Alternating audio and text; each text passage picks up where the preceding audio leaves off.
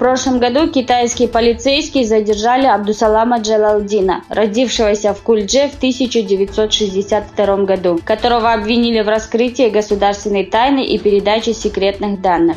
Согласно информации китайских правоохранителей, Абдусалам Джалалдин, являющийся заместителем ректора Института высоких технологий, в 2000 году закончил высшее образование в Японском университете Хоккайдо.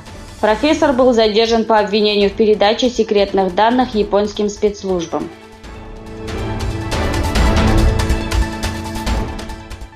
США приостановили повышение таможенных пошлин для китайской продукции общей стоимостью $250 миллиардов, которое должно было вступить в силу 15 октября. Об этом Трамп сообщил после переговоров с делегацией во главе с заместителем премьер-министра Китая Лю Хи.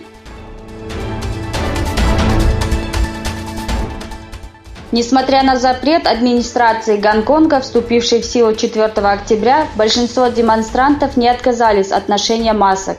По сообщениям South China Morning Post, в знак недовольства запретом сотни демонстрантов закидали улицы масками. Демонстранты, собравшиеся в районах Принц Эдвард и Ван Чай, потребовали от полиции прекратить жесткие меры в отношении участников акции.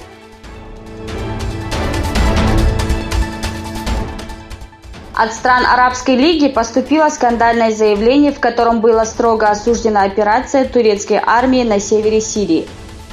Египетский политик Ахмед Абу-Гайд, занимающий пост генерального секретаря Арабской лиги, заявил, что операция по зачистке приграничных зон от террористов, начатая турецкими военными на турецко-сирийской границе, является оккупацией и нарушением территориальной целостью арабского государства.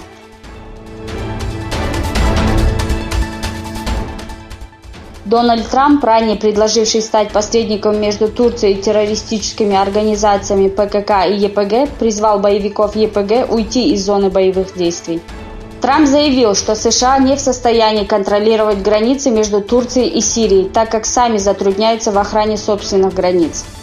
На встрече с избирателями в Вашингтоне Трамп сделал следующее заявление: «Я надеюсь, что ЕПГ уйдет из зоны боевых действий, иначе у них нет шансов против военно-воздушных сил Турции».